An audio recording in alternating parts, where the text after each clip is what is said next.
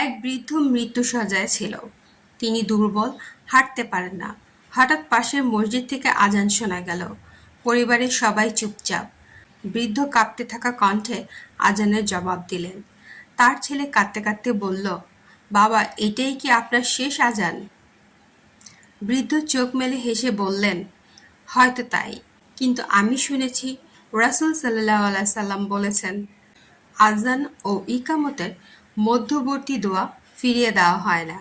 আবু দাউদ ৫-২-১। তারপর তিনি আল্লাহর কাছে শেষ দোয়া করলেন, হে আল্লাহ, আমাকে জান্নাত দাও। জীবনের শেষ নিঃশ্বাসেও আজানের উত্তর মানুষকে জান্নাতের পথে এগিয়ে নেয়। ভিডিওটি যদি ভালো লেগে থাকে তবে লাইক করুন, যাতে আপনার ভালোবাসা পৌঁছে যায় আল্লাহর দ্বীনের বার্তায়। কমেন্ট করুন নেক আমলের নিয়তে, যাতে অন্যের ঈমান জাগ্রত হয়।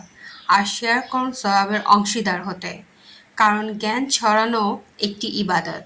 তাই লাইক করে সমর্থন দিন, কমেন্ট করে আপনার মতামত জানান, আর শেয়ার করে অন্যদের উপকারে আসুন। ইনশাআল্লাহ।